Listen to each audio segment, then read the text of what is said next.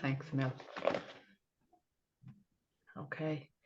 So just want to welcome everybody to today's Scottsdale Big Book meeting, where we will hear from two recovered fellows. Today is the 13th of January 2024, and my name is Audrey Ann from County Meath in Ireland, and I am a recovered compulsive overeater. And I will be your host today, and our co-hosts are Maria F., Veronica C., and Sue L. If anybody has any questions during the meeting, please contact either myself or any of the co-hosts by private message in the chat function. The chat function will be disabled until 5 minutes before the question and answer session. Please note that the speaker today we have Craig F. and Tammy, and they will both be recorded. However, the question and answer sessions which follows will not be recorded. We ask if you please make sure to keep your microphone on mute at all times today during the study. And also please turn off your video if you are exercising, eating, or if you need to step away from your screen for any reason. During the meeting, we will post the link to the 7th edition. This money goes towards the cost of Zoom account, the cost of uploading the recordings, and also the contributions to our intergroup Arizona Serenity in the Desert and the World Service Organization. We will post the link to the previous week's recording, and these are available by clicking on the link posted in the chat box. And I will now hand you over to Craig F. Thanks, Craig. Oh, good. All right. This is Craig F., recovered in Broken Arrow, Oklahoma. Thank you. Good morning, everybody. I'm going to try to make this as compact as I can. I have trouble keeping my talk within time limits usually. So this morning, what I want to do is I'm going to hit my story real fast.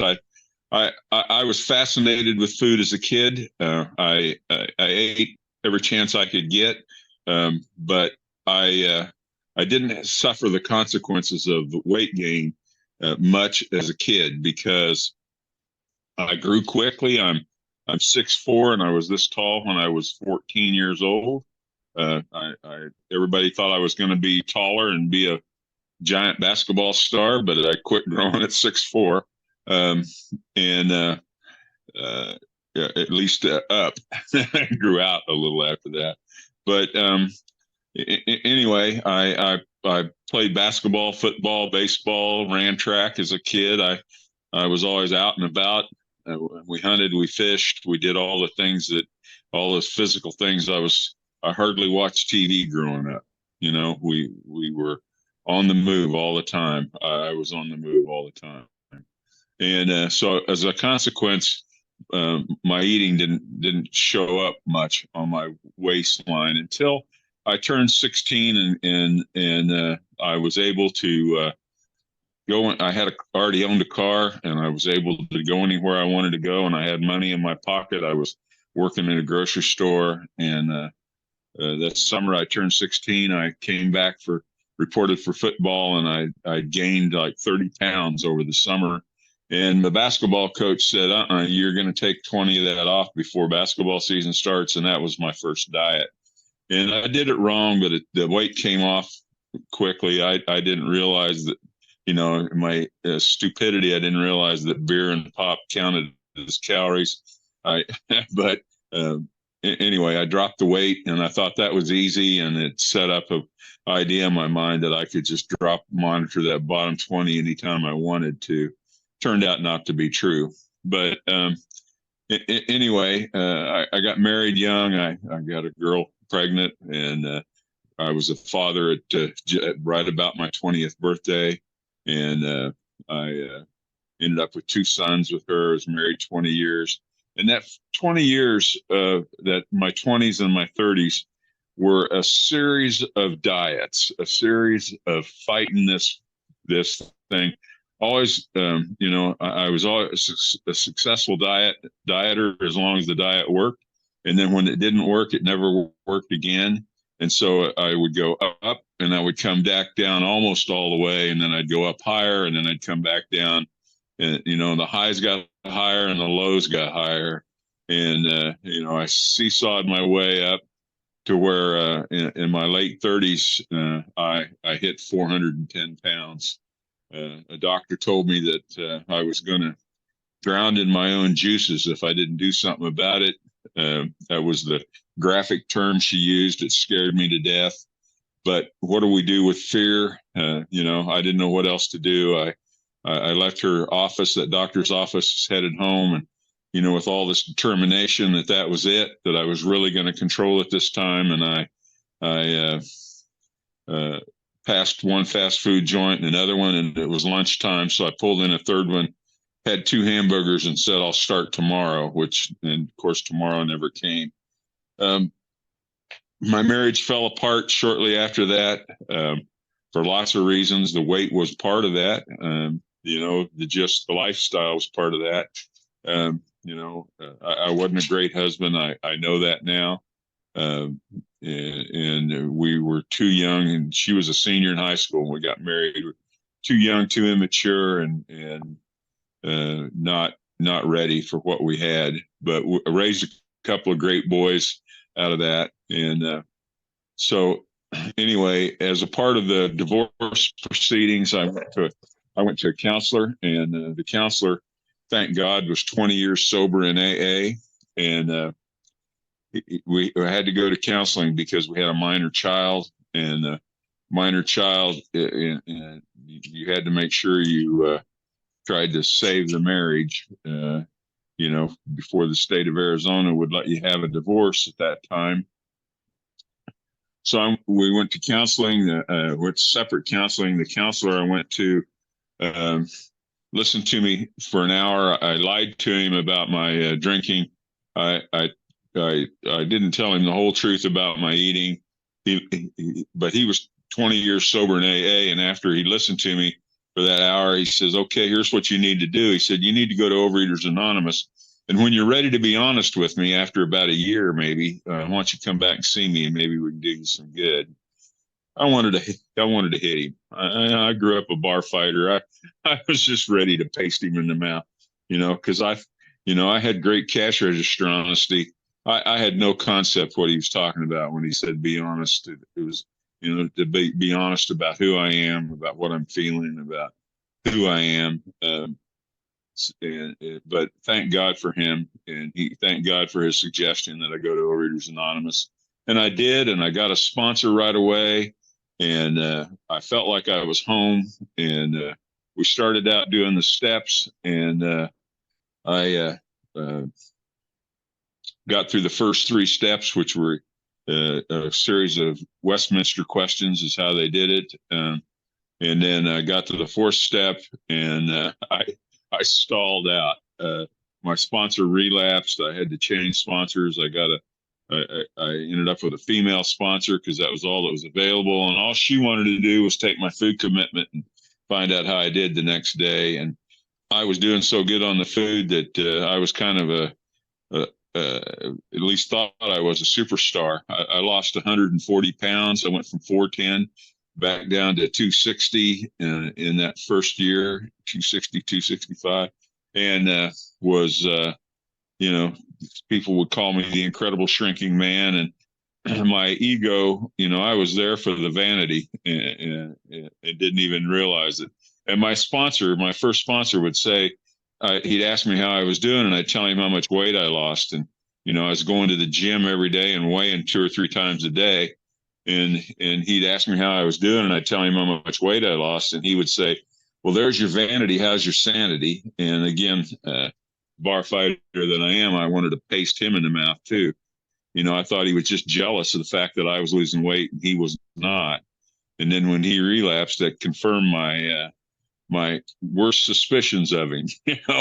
Poor guy. He didn't have a chance, because I had a mindset that this was about weight. It was about food. The rest of it was just a minor sideshow. And so anyway, I moved at the end of a year. I moved here. I'd been in Allentown that first year. I'd been working on a lawsuit, and the lawsuit resolved, and we won. And I was done with that job, and I was trying to get closer to my parents who lived in Wichita. and didn't want to go back to Arizona because I had an ex there and her family, and so I landed here and landed in a pretty good OA group. Big meetings. They were Monday night meeting was 80, 90, 100 people at the time, and I had a year behind me and was feeling pretty good, and was single and loved to mingle, and the girls were friendly, and I thought I had arrived. Bill says he thought he had arrived. I thought I had arrived, and I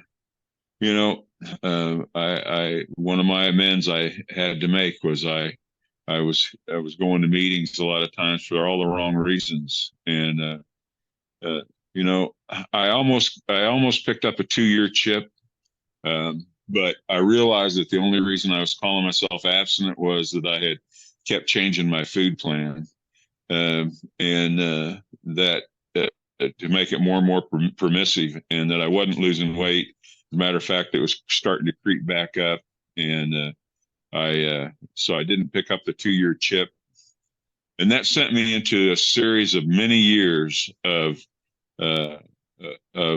short-term relief and then relapse, and I don't call it recovery and relapse because it wasn't real recovery. I think it was just relief. I would get relief. I would go 60, 90 days, 6 months at one time. Something would happen, and I'd be off and running again. And it was. I kept thinking if I could just understand myself a little better. I went to a couple of counselors to try to get some insight on why I was who I was, and quite frankly, they were no help at all. Now, I had, that's probably as much my fault because I didn't know how to talk to them and tell them the truth as anything, but it just didn't work. So there's another thing I tried. So I tried, all these diets, over the years, all those different diets, all those different food plans, all that, I tried different sponsors in OA. I had, at one point, I ended up having A.G. Ainsworth, the founder of Gluttons Anonymous, co-founder of OA. I had him as a sponsor for several years. And I tried everything I knew to try. And, I kept thinking that, like, there's a line in There's a Solution where Roland Hazard says that he thought he'd come to know the inner workings and well springs of his mind so well that he'd never had to drink again. And yet he was drunk again in short order. He'd spent a year with Dr. Young and thought that he'd figured everything out and it therefore didn't have to drink again. And figuring it out, I didn't have a year with Dr. Young, but figuring it out in my limited abilities still didn't help. Figuring it out isn't one of the steps. It isn't a chapter in the big book. That's been pointed out to me repeatedly. That it's not how to think about it. It's how it works. And so I went through a lot of relapse. I had gotten into a relationship that I thought was the end all and be all of relationships for me. It was I was the love of my life. We had a son together. I was all in. If I've ever been all in with anything, I was all in emotionally on that, and it didn't work out. And I came out of that, and I didn't handle it well. I didn't have the ability to handle it well, and I simply didn't handle it well. And instead of doubling down on I tried to double down on program, but I didn't have the tools to do that. I didn't understand. It was all right there in front of me. I just couldn't get a hold of it. I couldn't wrap my head around that idea that so simply stated in the 12th step, that having had a spiritual awakening as the result of the steps. That we practice these principles in all our affairs, that we carry this message. That tells me most everything I need to know going in. That it's not about the best food plan or the best sponsor or the best meeting habits. All those things are nice and they're important and they're good, but that's not what it's about. It says, having had a spiritual awakening as the result of the steps.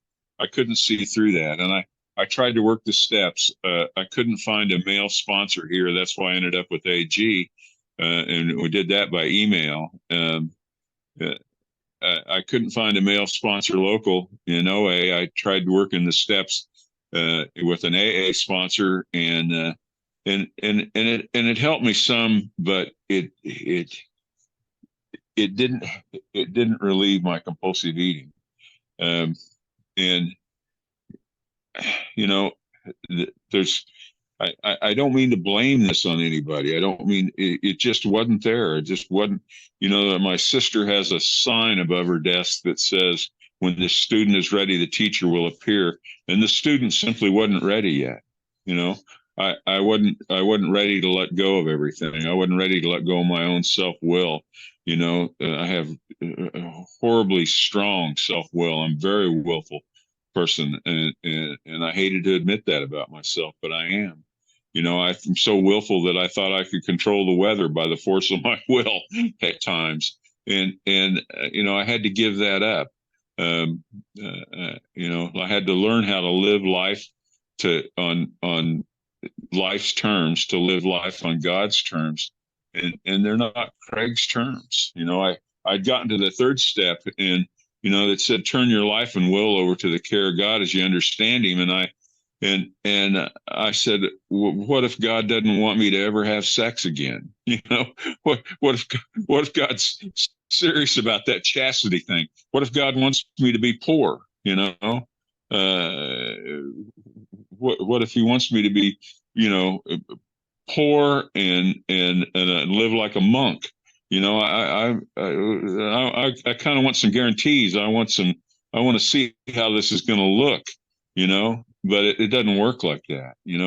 I have to turn my life and will over to the care of God, and I have to do it in the blind.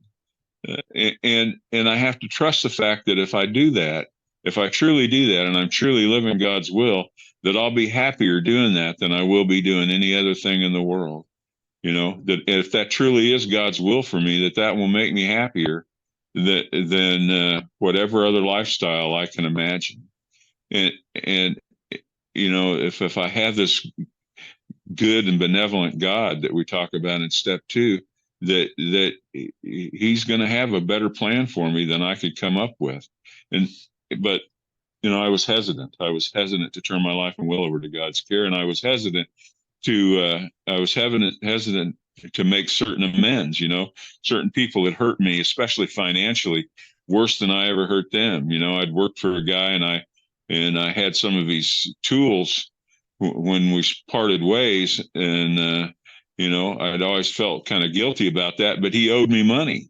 And so I'd done the accounting in my head and said, he still owes me money, even if I take the tools off. Now, he didn't know that, but instead of clearing all that up, instead of going to him and clearing all that up, I just carried that and said, well, I'll carry the balance in my head. And, that isn't a guilt-free way of life. That isn't clearing out the path that we're supposed to do when we inventory our resentments, our fears, and our harms in step 4. You put everything down on the ledger and make amends for your part, clean your side of the street. And so I held back on a lot of amends. I held back on part of my inventory. I just simply didn't put them on my inventory because I didn't want to have to make amends for things that I felt like I didn't need to make amends for. There were people there were women I had hurt, but they had a part, and I could see their part bigger than I could see my part. And it kept me from making amends. It kept me from clearing up the wreckage of my past. And So it goes along, and I went into relapse after that relationship, and a lot of that was willfulness, and in that relapse, I got out of control. The food got out of control. I was the allergy had been triggered. The will was not there, and there were a couple of times when I quit going to meetings. I'd like to tell you, I never quit going to meetings. I tried a couple other programs, CEA How. I tried a couple of things like that. And I lost some weight there, and then I'd put it back on. I got up to 520 pounds in relapse. My health was bad. That goes without saying. My health was bad. But inside me, I knew where the solution was. There's this saying goes around: there's nothing more painful than a head full of AA and a belly full of booze, and there's nothing more painful than a head full of OA and a belly full of food and fat. It's just simply a painful place to be. It ruins. You can't really enjoy your eating, and you can't enjoy life without eating.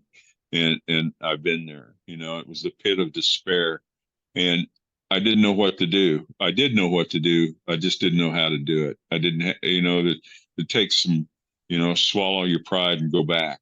In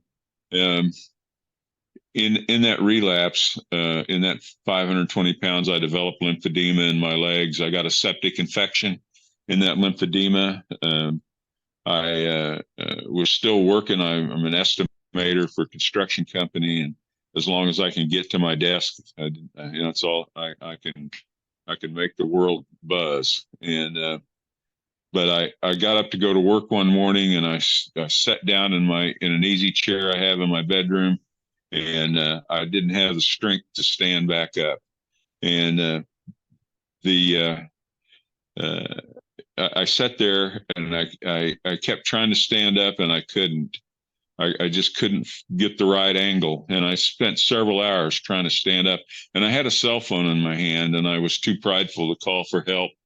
And finally, that third son, the son that I'd had in program, he's grown up. He played football and at a local university. He's 6'5.5" and played football. He's an offensive lineman and all muscles. And I called him, and he was working nearby, and I called him and said, "Can you swing by the house and help me? I don't have the strength to stand up for some reason, and I need some help." Actually, by that time, I had gotten down on the floor and tried to crawl over to the bed, was going to pull myself up on the bed, and thought I could stand up from there. I was still planning on going to work, for God's sakes. And so I tell him I'm on the floor and I can't get up. And he calls his mother, who's a medical professional. And she called me and said, "Listen, if you're too weak to stand up, you're going to the hospital." And she said, "Are you going to call the doctor or the ambulance, or am I?" And I said, "Well, I'll call them." And so I called them, and I told them what was going on and how big I was. They sent 6 huge firemen over here with a tarp and a couple of paramedics, and they laid a tarp down on the bedroom floor and rolled my ass onto the tarp, and the 6 big firemen got a hold of the tarp and picked it up, set me on the gurney, and they took me to the hospital. And in the hospital, that's humiliating. And I share that just so I don't ever forget how humiliating that is. But in the hospital, they ran tests, and they said, "You have a septic infection in the lymphedema in your legs. And we're going to have to keep you here 3 weeks, put you on IV antibiotics, and, try to beat the infection down." And I said, "Listen, I'm too important." This guy got an ego. "I'm too important at work. If why don't you just put in a PICC line and give me the antibiotics, and I can change the bag out 4 times a day, and we'll go on from there, and I can go to work and do that." I'm smart enough to change out IV bag. And the doctor looked at me and said, listen, here's the deal. She said, you have a 25% chance of dying in the next 3 weeks from this infection if we don't get it under control. And she said, if we do get it under control, you've got a 40% chance of losing your legs in the next 6 weeks, because if the antibiotics don't work, then the infection will get worse and we'll have to start taking your legs off. And, probably we'll start at the ankles and then we'll move on up and you'll get your legs at the knees. And she said, so if you don't do this just right, she said, it's your life or your legs. So she said, if I were you, I'd lay back down in that bed and let us take care of you for the next 3 weeks and see if we can't get this thing beat. And I laid down in that bed,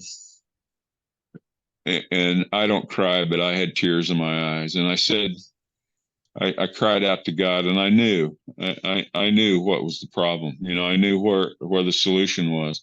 I cried out and I said, God, I'm all in, whatever it takes. All those amends, all that stuff I wouldn't confess to in steps 4 and 5, all the amends that I wouldn't make, all those ego crap that is in my way, that's gotten in my way over the years for recovery. The ego I had of not wanting to go back to meetings after I'd lost all that weight and been a superstar, and now I was, back up high. All that crap, I give it up. I'm in. Whatever you need, whatever I need to do, I'm ready. Just help me. And spiritual experiences have different forms, but I felt like that was a spiritual experience. I drew closer to God that night, and drew closer to, my ego got out of the way completely, I think, for the first time in my life. It's 3 minutes left. Great. Oh, great. Thank you. And so I cried out, and then my friend, the mother of my youngest son, called me or came to see me the next day. She'd been going to Vision, and she brought me the phone numbers for the phone meeting, and she gave me Harlan's number, and she said, call this guy. He might be able to help you as a sponsor.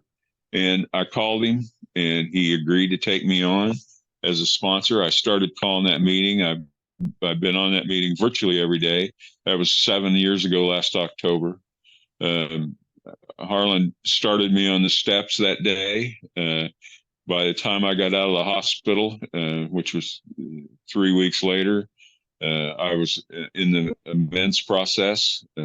I'm not one of his fastest students, because I knew too much a couple of times, and I had to go back and reread things to see what I was missing. But we got through the steps. I got and it was tough to make amends from the hospital bed, but I got it done. And by the time I got home, I finished my amends. When I got home, I started sponsoring, and I found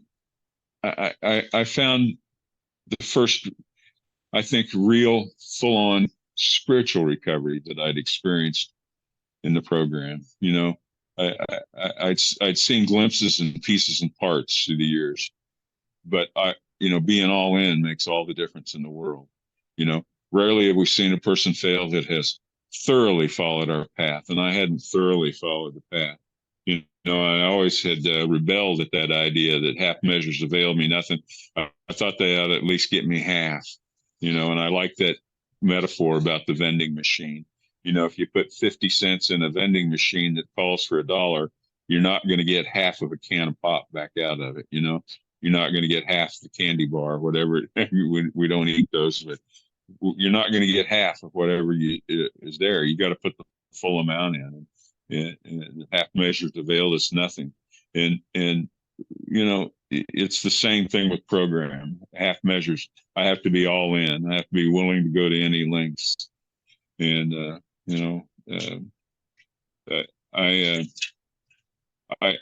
my favorite chapter in the big book is There Is a Solution. Partly simply because of the title. I did a special edition on this once, but that title, There Is a Solution, is a magnificent promise if we think about it, because it's possible there couldn't be there might not be a solution. You know, my doctor told me one time that he explained all of the problems with overweight people losing weight. You know, the cortisone that you don't and the insulin and all the blood chemistry, and how it becomes so much more difficult for people that are extremely overweight to lose weight. And he said it's almost That's so impossible. incredible. He called it the Pickwick syndrome. You know, there is a solution, and thank God there's a solution today, and thank God I found that solution. I know where it's at, and you know, and it's here with you folks, and working this program. And so with that, I will pass. Thank you for the time. Thank you so much, Craig F. And thank you for sharing your experience, strength, and hope. And now I'd like to introduce Tammy M, who will share her experience, strength, and hope for the next 30 minutes. Thanks, Tammy.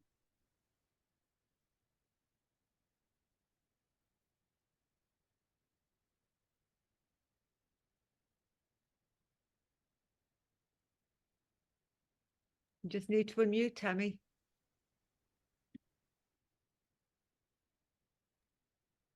Hi, I couldn't mute myself. I'm Tammy, a grateful, recovered, compulsive overeater. And thank you for allowing me to share my story. So as a young child, I wasn't very heavy at all. I came into the program, gosh, OA I started years ago. When I attended in Skokie, Illinois. I don't even remember the year. I came into the program with serious binging problems. I literally could not stop binging.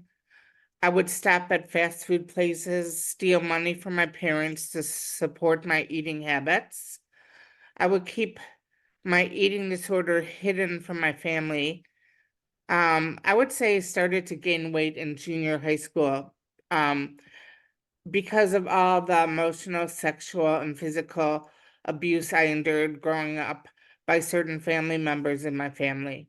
All these situations caused me to feel feelings of loneliness, distrust, isolation, among other emotions too, and all I wanted to do was hide. I know this contributed to my eating disorder, and I ate to cover up emotions that I didn't want to feel. At a young age, my parents' marriage was very volatile, and I would literally cry and run up to the top of the stairs until the screaming would stop. And my father and my siblings hated how close that my mother and I were. And I compensated for this by binging and restricting too. When I was in third grade, I had a learning disability. I still have a learning disability, which is comprehension. And I was put in special education classes until high school. And I never had that many friends growing up. I mean, I used to like write down like names of kids just to make up that I had friends, which is pretty sad. And the kids I thought were my friends were cruel. And I couldn't tell my family or one single soul about this. And I felt very different than the people around me.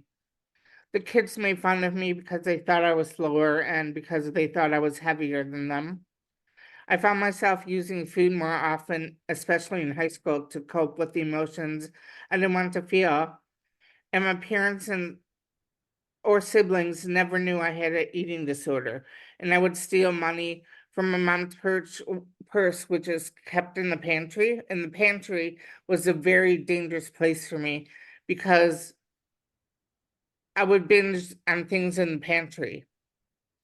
And this was like in the middle of the night too. I would get up and go into the pantry and eat. So I had to be very quiet. Thank God, over the years, I did make amends, with my mom when she was alive, to her and told her that I was stealing from her, before she did pass away. Um, and while I was attending college, I went to an OA meeting and I came back and knew I needed more help. And I went to a eating disorder unit for 2 weeks and came home, decided to live at home and finish out my college degree. And my father and I never had a close relationship because of my addictions and because I accused him of sexually abusing me.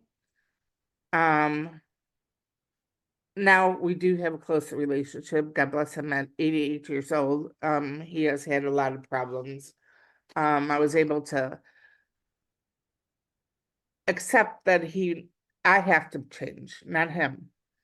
And I love acceptance, the acceptance, the prayer on acceptance. Because I have to be the one to change. My family or anyone else is not going to change. It has to be me. At 400 pounds, I had trouble fitting into my clothes, and I remember sitting on a chair and it broke. And my father hit me in the face when that happened. I never will forget this. I was literally in shock, and no one ever said a word in my family, and I ended up feeling unprotected. Eventually, in my 30s, my parents did, and getting divorced, which was the best thing that ever happened. Once again, I had turned to food to deal with the pain from the court case, which I was part of.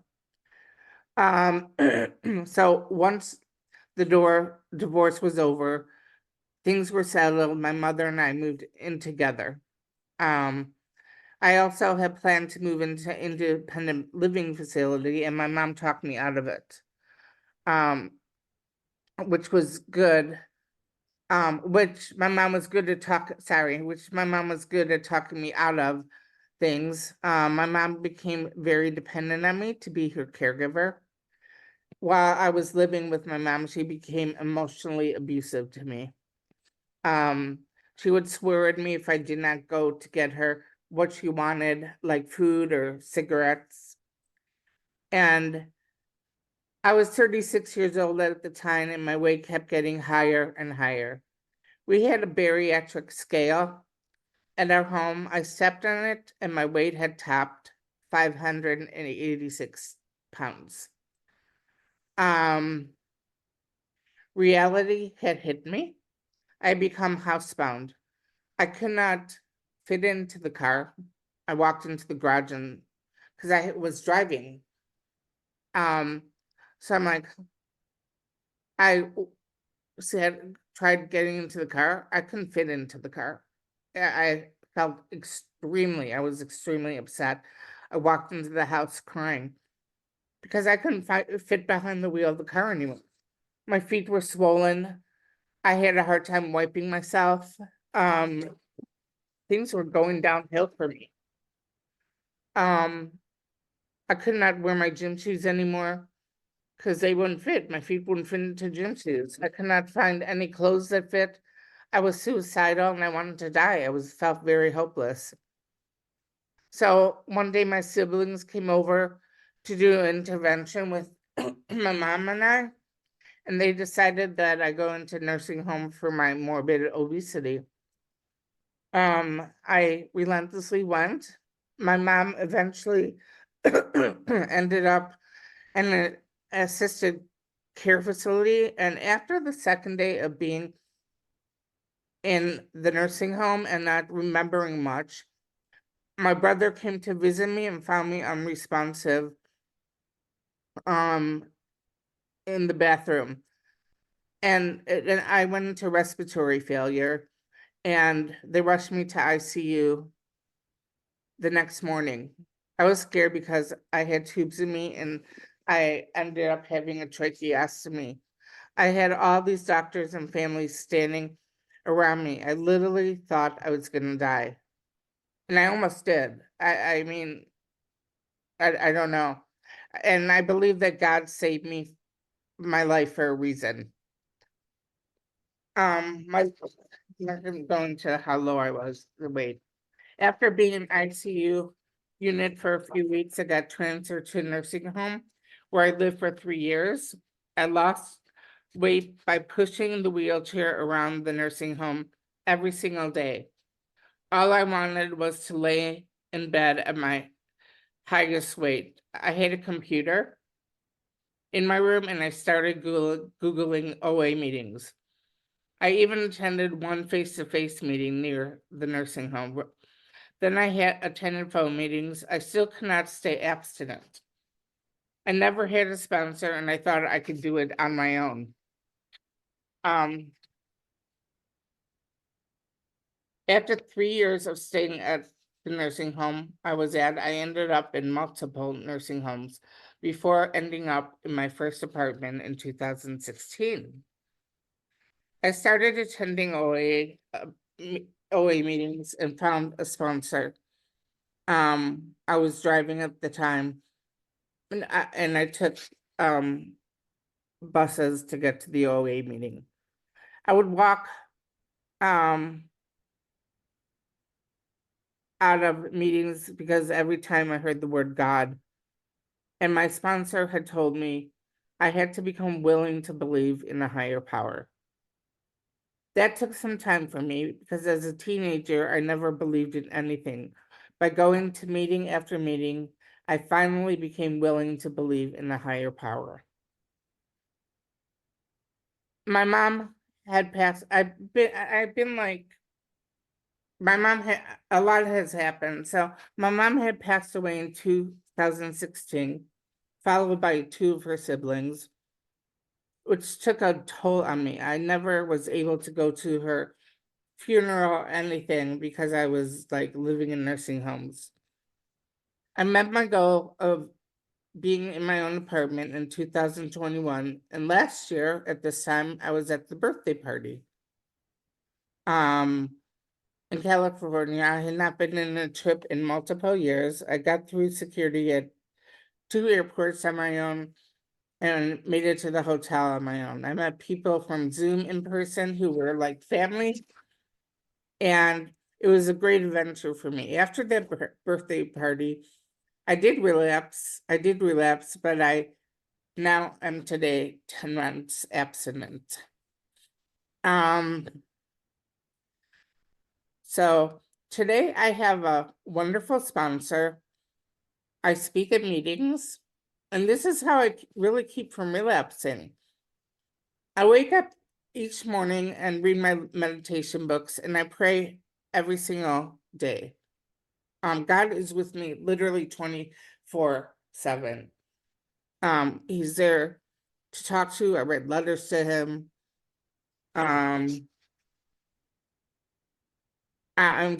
He's just there anytime I want to talk to him. I make a gratitude list and I'm accountable for that to my life coach. I literally take pictures of my food and I'm accountable for that every single day. Sometimes I may miss a picture, but I literally write down everything I eat and send that off to my life coach and sponsor. I do service on meetings, I journal, read literature, and I also attend temple services on Friday evenings or live stream Friday evenings. So I'm basically working an action program, and this program has literally changed my life and continues to change my life every single day. It has brought me really close to God. I also realized that the illness is of the mind and of the body. If the illness was just with food, then a diet would have worked for me years ago. I found that I had to turn my problem over to God through the big book of Alcoholics Anonymous to find a spiritual fit way of living just for me. I ate out of human emotions, whether I was happy, sad, jealous, angry, or lonely. And I do little tricks like to try and delay the binging process, like wait 3 minutes to before I open the refrigerator. I put post-it notes like journal up on my refrigerator instead of eating, and that really helps. I ate out of, so I realized that food had stopped working for me, and it literally has. I mean, when I take a bite of something, I'm like, why am I eating this? It's not gonna work. You know, it really isn't. And I had to work the steps precisely as they were written in the big book. And I really could say I have food neutrality today, because I'm not binging anymore, and it feels really good to be out of the food. And when I do have those urges, I make outreach calls.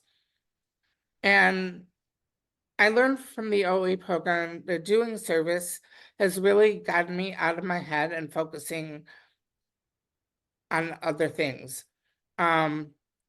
Also, surrendering to God has been the most important thing in my life, and staying spiritually fit. To any newcomers, keep coming back before the miracle happens, because this program really, really does work. And I just want to say thank you for allowing me to share my story. And I will leave my contact information in the chat, and I am an available sponsor.